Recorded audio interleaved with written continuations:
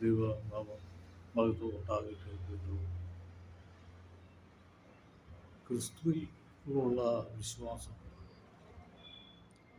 ഒരു പ്രധാനപ്പെട്ട ഒരു വിഷയം തന്നെയാണ്. കാരണം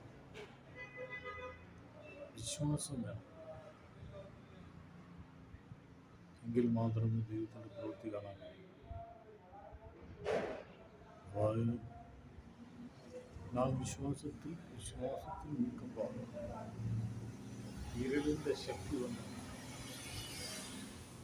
നമ്മെ പിടിച്ചു കൊണ്ടുപോകുന്നത് അവിശ്വാസത്തിലേക്ക് വലിച്ചു കൊണ്ടുപോകുവാൻ അവൻ പിന്തുടരുന്നത്.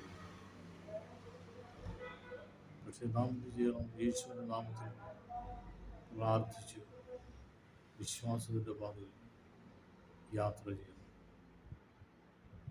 അവിശ്വാസം പാടില്ല. വിശ്വാസത്തിലൂടെ മാത്രമേ നമുക്ക് വെളിച്ചത്തിൻ്റെ പാതയിൽ നിൽക്കാൻ കഴിയൂ. ക്രിസ്തുവാണ് വെളിച്ചം. ഇരുളിൻ്റെ ശക്തി പിശാചാണ്.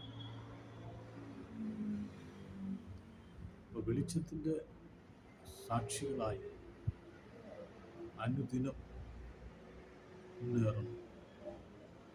എങ്കിൽ മാത്രമേ ദൈവത്തിൻ്റെ വെളിച്ചം നമ്മുടെ ജീവിതത്തിലേക്ക് വരുവാനിടയായിത്തീരും. അന്ധകാര ഭൂമി മൂടുമ്പോൾ കുരുരുകൾ അനേക ഹൃദയങ്ങളിലേക്ക് വരുവാൻ സാധ്യതകളുണ്ട്. കുരുരുകൾ വരാതെ എപ്പോഴും ആരാധിച്ചു പ്രാർത്ഥിച്ചു ദൈവവചനം ഒക്കെ നിന്നെങ്കിൽ മാത്രമേ വെളിച്ചത്തിൻ്റെ പാതയിൽ നിലനിൽക്കുവാനിടയായിത്തീരും. ഇരുളിൻ്റെ പാതയിലേക്ക് വലിച്ചുകൊണ്ട് പോകേണ്ടതിന് ശത്രു പല പദ്ധതികളും നാം വിശ്വാസത്തിലിരിക്കുമ്പോൾ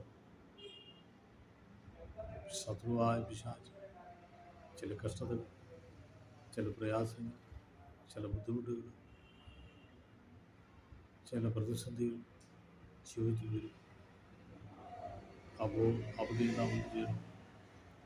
ക്രിസ്തുവിൽ ശരണപ്പെട്ട് പ്രാർത്ഥിച്ച് വെളിച്ചത്തിൽ നിൽക്കണം. ക്രിസ്തു പറഞ്ഞു, ഞാൻ തന്നെ വഴി, സത്യം, ജീവനുമാണ്.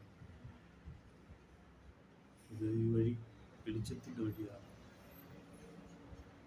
സത്യവഴിയാണ്, സത്യവെളിച്ചത്തിൻ്റെ വഴിയാണ്. ഇരുളിലേക്ക് നമ്മെ വലിച്ചു കൊണ്ടുപോകാൻ, ഇരുളിലേക്ക് നമ്മെ വലിച്ചു പോകാൻ ശത്രു